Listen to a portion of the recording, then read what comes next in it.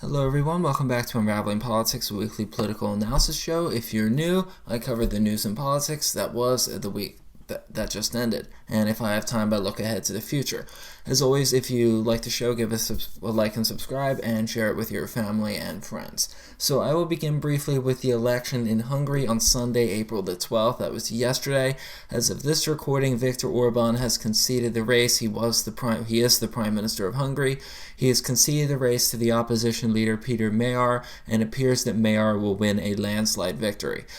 The Orban years, which were 16 years, they are now over, and Hungary will be led by a new prime minister, presumably within the next few weeks.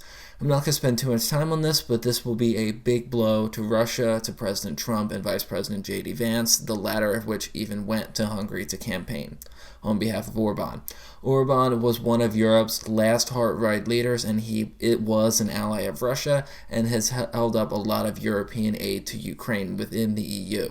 This is yet another example of President Trump's association as electoral poison to voters within and outside of our country. This probably will not change anything on the ground in Ukraine for months to come, but Europe should be more unified with Orban out of office. As I said, we will be brief. Here is a brief update on the war in Iran, and then we will move to domestic affairs. There was a ceasefire agreed to last week, a 2-week ceasefire. The Strait of Hormuz has reopened temporarily. Oil prices plunged 15%. They are still elevated, but they are now south of $100 a barrel. It was then reported that the strait was closed again on Wednesday last week, and after Israel fired missiles into Lebanon. There was a dispute about whether the ceasefire included Lebanon or not. Iran said it did. The U.S. and Israel said it didn't. Oil again touched over $100 a barrel later last week, and now it is at $95 as of this recording. The national average for a gallon of gasoline is now $4.12, the highest since August of 2022. And we might soon be knocking on $5 gas if the Strait of Hormuz remains closed for another few weeks.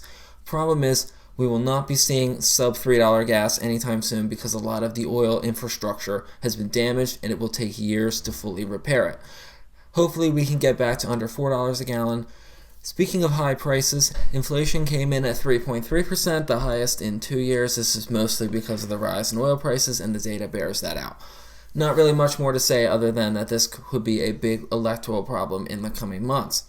And I'm not going to talk about the ceasefire itself because I don't think it's going to last, and indeed it hasn't, because talks have broken down once again. And in fact, it seems that we are going to be blocking the Strait of Hormuz now using the U.S. Navy. And the goal seems to be to stop Iran from charging ships from passing through the strait. And the president said no one who pays an illegal toll will have safe passage on the high seas. And I imagine this will cause oil prices to rise once again because Iran would see this as a breach of the ceasefire, particularly because it is a military ship. So that's the latest. As for the rest of the episode, as you see on the thumbnail, we're going to be focusing on domestic affairs, which is what I have promised the show would be focused about. So here at home, the government shutdown is still ongoing as we speak, and probably as you listen to it, it will continue. It looked like there was a deal at first, but then it was dissolved due to infighting. Not a shock.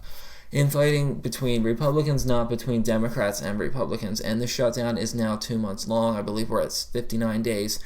The Senate has passed its funding bill, which funds all of the Department of Homeland Security, which is the only agency that remains closed, except for ICE, and House Republicans have rejected the plan. Meanwhile, President Trump wants funding for Border Patrol and ICE on his desk by June 1. And House Republicans are threatening not to vote for the package until ICE and Border Patrol are funded first. So basically, they're fighting over what gets done first. Either ICE is funded first or the government reopens. And the House Freedom Caucus, which is the most right-wing part, wants to see the entire department funded by reconciliation. And if you don't know what reconciliation is, don't worry. Just know that they want the funding done by another route. So essentially, we have 3 competing groups who all want different things at different times. So 2 things I want to know here. First, funding the government through reconciliation would set a precedent, and it would make government funding even more partisan than it already is. Believe it or not, it's actually pretty bipartisan the way it is now. So there's that. And then secondly, I don't understand the push to fund ICE because ICE has already been funded for many years to come. They should let this go and focus on other matters. Remember, there are a lot of things going on in the world, and they have still so many things that they want to accomplish. They have not accomplished very much on the to-do list. There's still election security they want to do. They want to defund Planned Parenthood, maybe some healthcare reform, and then getting some prices down in the next few months. There are 8 more months until Democrats presumably take over Congress, but considering there's an election, I don't consider anything happening after summer is over to be particularly likely. So then we have a special election in Georgia that was on Tuesday. The Republican Clay Fuller beat Democrat Sean Harris in one of the safest seats in the country, so it's not a surprise at all. However, what was a surprise was the election's margin. He won by 12%, which was narrower than the primary in March, which was at 20%. Or 20 points, 20%. And it was 29 in the last election, so that is a total of a 17-point swing. There is not really much to glean from this other than, in my opinion, other than the Democrats are still on track to win big in the coming midterm elections. This will temporarily bump Republicans back up to 219 seats. There are 214 Democrats at the moment.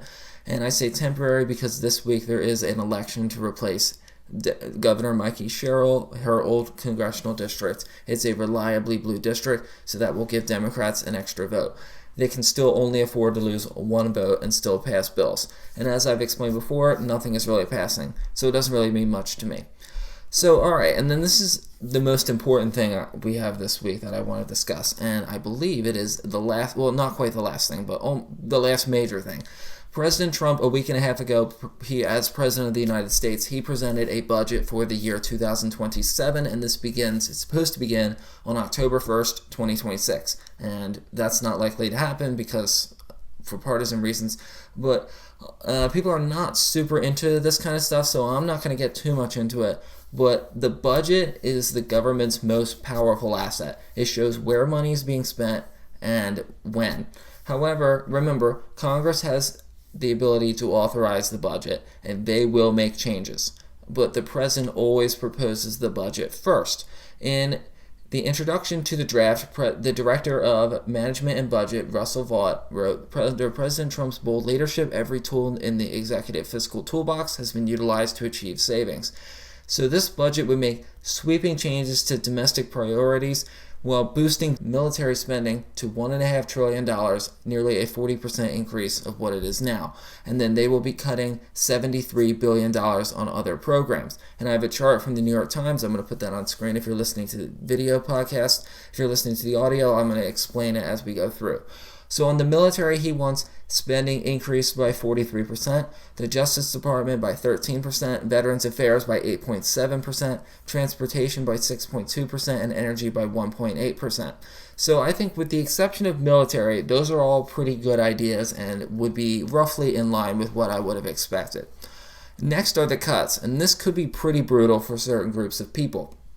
Education down 3%, Homeland Security down 3%, the Treasury down 11%, Commerce 12%, Health and Human Services 12%, Housing and Urban Development 12%, Interior 13%, Agriculture 19%, Labor 26%, Department of State 30%, and the Environmental Protection Agency down a whopping 52%.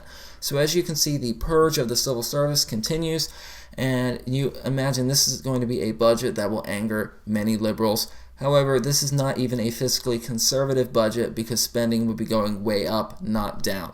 And you might be wondering, well, what about taxation? Except there is no tax plans in this bill or in this budget because that's not how we do things. We've actually divorced tax from spending, and if I was president, I would actually combine them together. And we already did our tax plans. That was done last year, and the budget is done in pieces, and which really doesn't make a lot of sense because you think about it, when you're creating a budget for your household, you take income and expenses. So this is only expenses. According to the New York Times, this would be a roughly 10% reduction in all domestic spending, excluding things like Social Security. One example is LIHEAP, the Low Income Home Energy Assistance Program.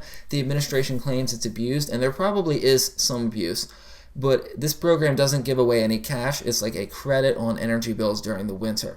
Democrats should be screaming from the rooftops, yet this budget was proposed a week ago and we have heard nothing. As for housing and urban development, The $10 billion cut from this is supposed to combat homelessness. Once again, are there savings to be made? Sure, and that makes sense. Longer-term listeners will know that we do need to get spending under control. But if you're going to do that, then why are you also increasing spending on things like the Pentagon? And then there's the politics of it, which I think most of you are going to be more interested in this. Do Republicans want to go into an election 7 months in 7 months with this kind of budget? I can't imagine that's what they want to do. And I don't think this will make things any worse because things are already really bad. The strategy of the administration and leadership seems to be getting as much as they can while the sun is still shining, and then once that's over, it's over. But that would essentially be telling 50 House Republicans and several senators and vulnerable seats like in Maine with Susan Collins, and in fact she has spoken out against a lot of these cuts like the low-income heating assistance program because she lives in Maine, and Maine is quite a cold state. So it's essentially telling those people that they're on their own, which is going to create a lot of resentment. And I'll tell you this. There is no way that Democrats are going to vote for this budget, which is due on September 30th. In fact, I don't think Republicans are going to vote for this budget, which means unless there are some changes, there will be another government shutdown as we go into an election. So once again, these are proposals, and Congress will likely alter them, as they always do.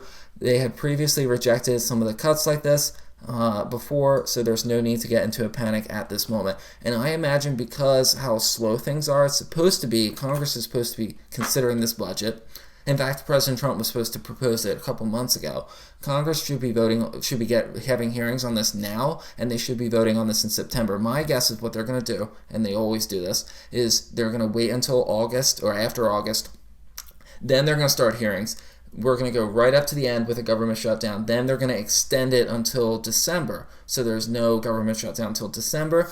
Republicans will lose control of one or both chambers, and then there's going to be a big fight about it because Trump is still going to be proposing this budget. Democrats are not going to support it, and there's probably going to be a government shutdown, I'm going to guess, over Christmas, just like there was in 2018.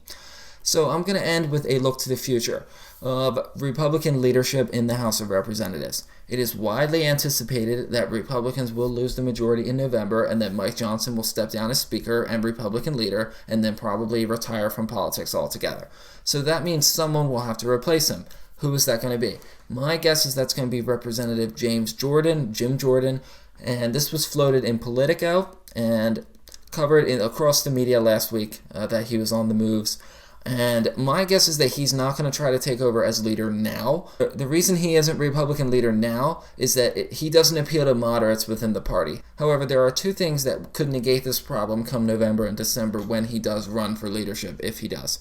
First, he doesn't need the moderate support anymore because he will only need a majority of Republicans to support him, not a majority of the entire House. So he could become Republican leader with 110, 120 votes. If they have like 190 seats, that's plenty to work with, and he could still be elected. It would be a divided party, but he would still be elected, and he would still have a mandate.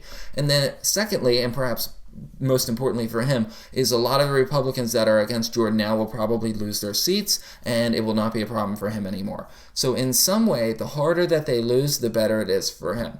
And then you think, why him? He is a House Freedom Caucus baby, and he has strong MAGA credentials, so there could be some cross-factional appeal. He will also have to have some cross-political era appeal because he would lead the party into the 2028 congressional elections and presidential elections, where Trump will not be on the ballot for the first time in 10 years, over 10 years, almost 15 years by then. So he will have to pivot from Trump to somebody else, whoever that is, and he could be a powerful voice in the future of the Republican Party. So who else could it be? There is Tom Emmer. He is the House Majority Whip. Maybe Steve Scalise. He's the House Majority Leader. Elise Stefanik would have been another one. She was another powerful member of the House for a long time. So that is one of the races that we're going to watch in the days after the midterm election. So just once we hit the elections themselves, doesn't mean it's all over. It really only begins there. So that's all for now. As always, please let me know your thoughts in the comments below, and you will hear from me again next week. Bye-bye.